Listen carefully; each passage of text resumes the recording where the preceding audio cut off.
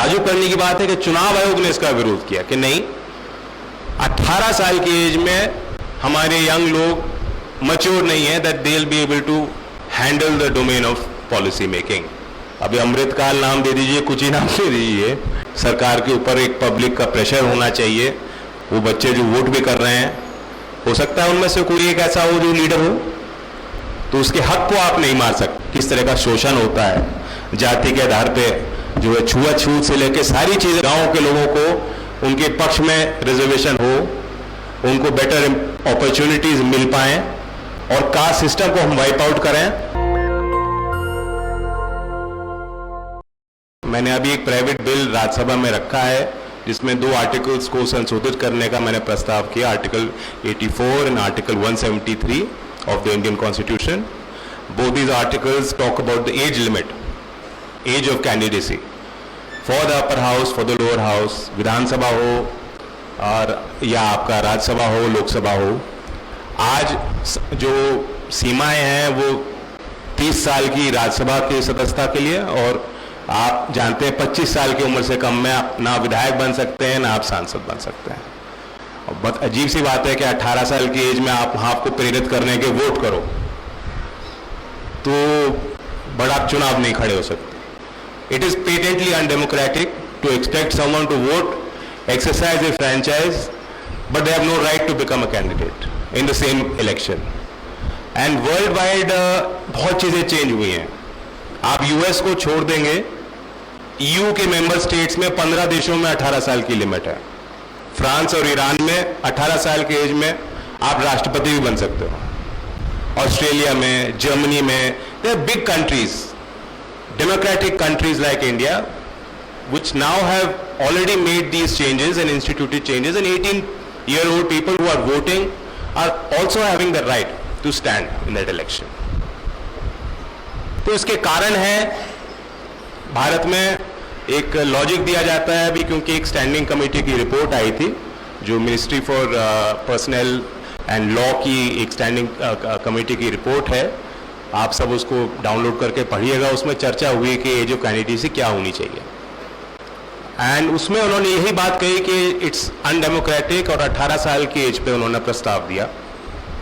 मेरा प्रस्ताव जो मैंने सदन में रखा है वो 21 साल का दिया है, 18 का नहीं दिया है, but I will come to that.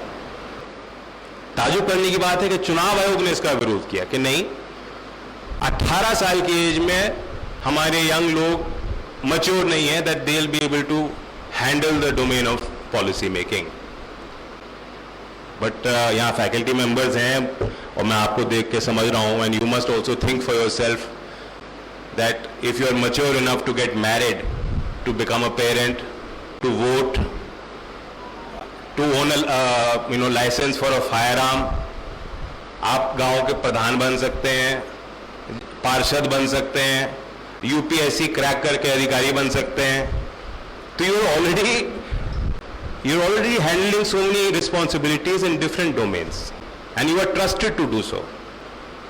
So these young adults must logically be given the right to stand in those elections. मैं ये नहीं कहता कि बहुत बड़ा परिवर्तन आ जाएगा, और आज जो मिनिस्कल एक आपको परसेंटेज है, जो 25 से 30 साल के आप लोकसभा में देखेंगे तो 1.5% ही एमपी हैं, बहुत कम एमपीज हैं।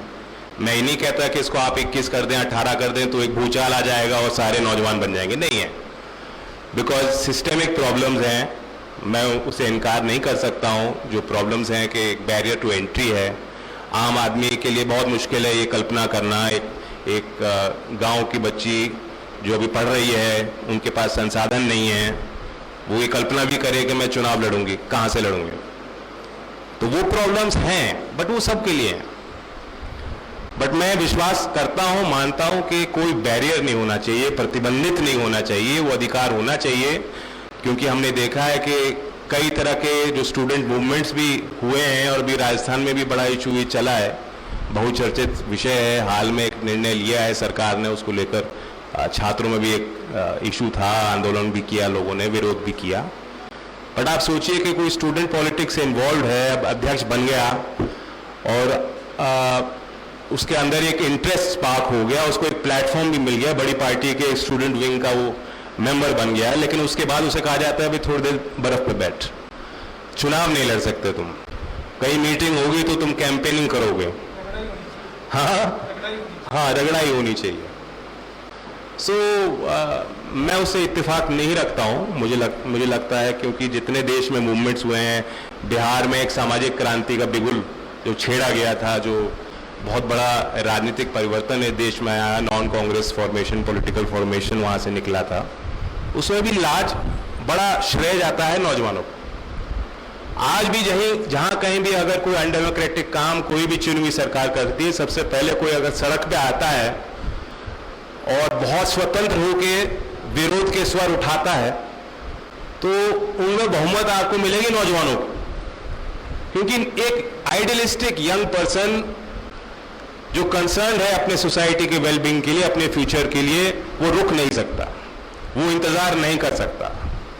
और अगर उसे हम कह रहे हैं कि तू रुक जा, अपने एम्बिशन को रोक के रख, तो हम देश के लिए जो संभावनाएं हैं उन दरवाजों को बंद कर रहे हैं। तो हमें कैटलाइज करना चाहिए उस यंग जनरेशन को, तभी जाके जो ये डेमोग्राफिक डिविडेंड है उसको हम रीप कर पाएंगे। वरना 30 साल बाद जो होना है आपको पता है। अभी अमृतकाल नाम दे दीजिए, कुछ ही नाम दे दीजिए।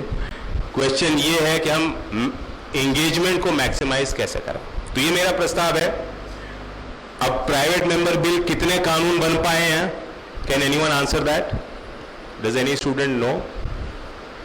कि एक एमपी ने, पार्टी सिस्टम है और एग्जीक्यूटिव तय करती है, जब मेजॉरिटी उनके पास है तो वो तय करेंगे क्या चीज कानून बनेंगे। लेकिन क्या एक एमपी के द्वारा प्रस्तावित कानून को पूरा सदन मान लेगा और कानून में तब्दील कर देगा?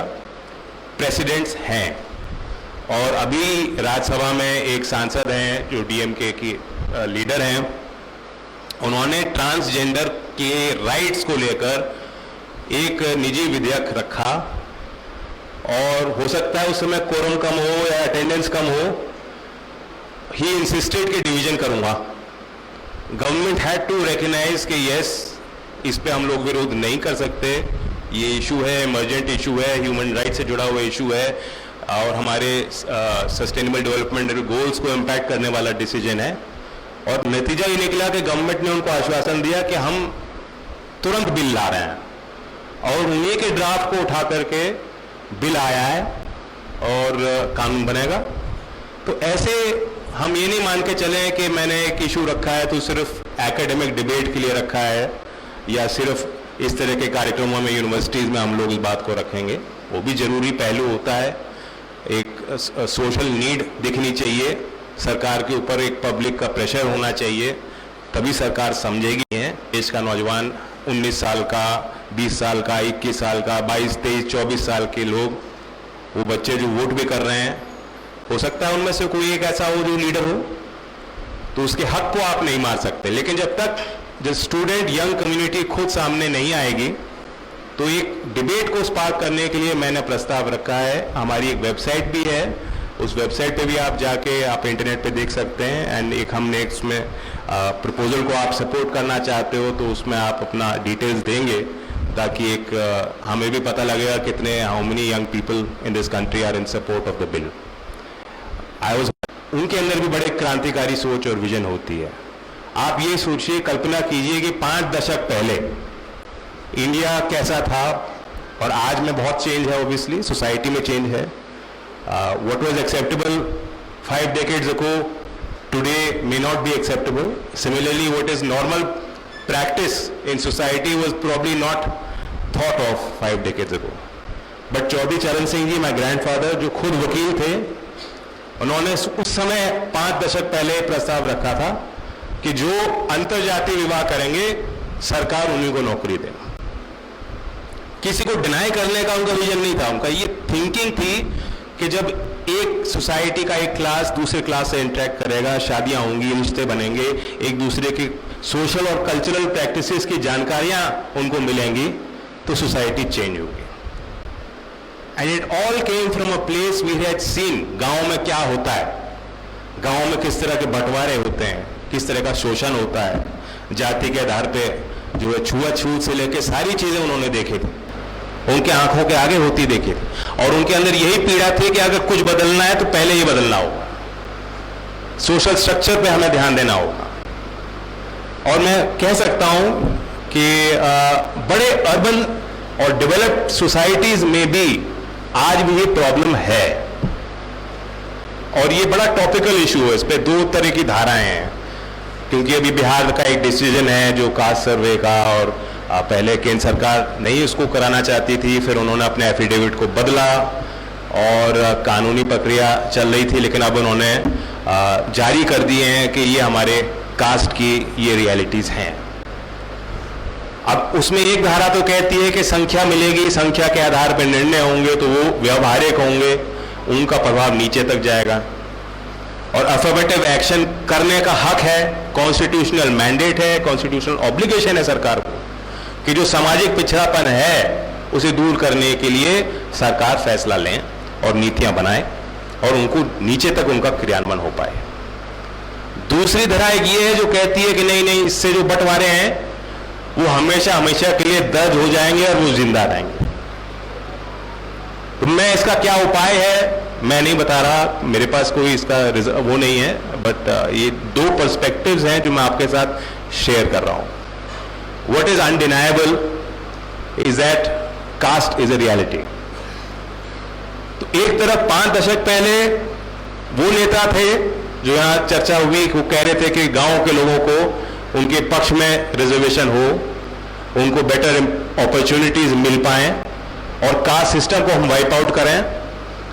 जाति तोड़ों के सम्मेलन उस समय आयोजित होते थे, आजकल नहीं होते हैं। आज भी आप अपने बड़े इस्टेब्लिश्ड अखबार को देखेंगे, जो मैट्रिमोनियल सेक्शन होता है उसमें आप देखेंगे young NRI family wants fair ब्राह्मण ब्राइड, कायस्थ। आप अब यहां जाके देखेंगे गाड़ियां चल रही होंगी, पीछे लिखा होगा जाट, गुजर बॉय, गाड़ी के पीछे लिखते हैं। तो ये चीजें कहीं खत्म नहीं हो रही हैं, चीजें अभी भी वही जिंदा हैं, लेकिन वो पहचान कौन सी हो? क्या ग्रामीण भारत की पहचान हमें लेके चलना चाहिए? चाहे किसान को अपनी एक पॉलिटिकल आइडेंटिटी मजबूत रखनी चाहिए?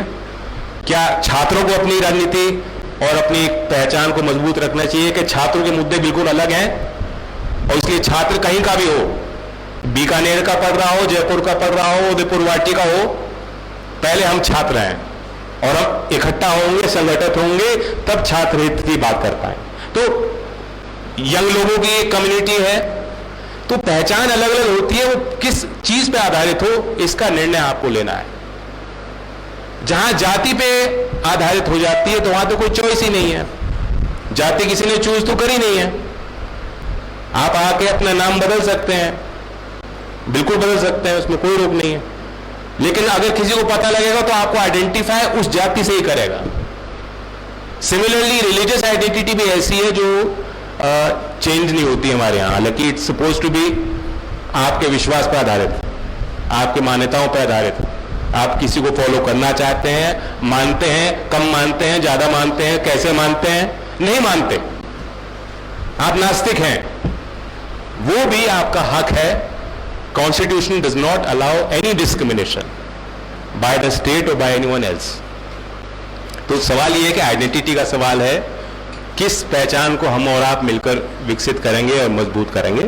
और मैंने डेडिकेट किया है कि मैं इंटायर एमपी लैड जो हर साल आपको 5 करोड़ दिए जाते हैं, मैं पूरा के पूरा अमाउंट स्पोर्ट्स इंफ्रास्ट्रक्चर को दे रहा हूं, क्योंकि खासतौर से रूरल कम्युनिटीज में जहां आप भी जानते हो बहुत अभाव है। पहले हमें कहा जाता था भाई इंडियन स्पोर्ट्स में अच्छे इसलिए नहीं है क्योंकि वो वेजिटेरियन है या डीएनए खराब है, हम छोटी हाइट के, हम कभी कर ही सकते हैं एथलेटिक्स में, बट ऐसा नहीं है ना। If you give them the right opportunity, right training at the right time, right mentorship, support, there is no reason why an Indian cannot win and cannot achieve the highest that is possible. Thank you Akhil ji. National Dastak की आपसे गुजारिश है कि अगर इसको बचाना चाहते हैं तो नेशनल दस्तक को सब्सक्राइब करने के लिए रेड कलर के सब्सक्राइब बटन को दबाएं, फिर बेल आइकन की घंटी दबाएं, नेशनल दस्तक को बचाने के लिए बहुत जरूरी है कि हर खबर को शेयर करें, लाइक करें, कमेंट जरूर करें।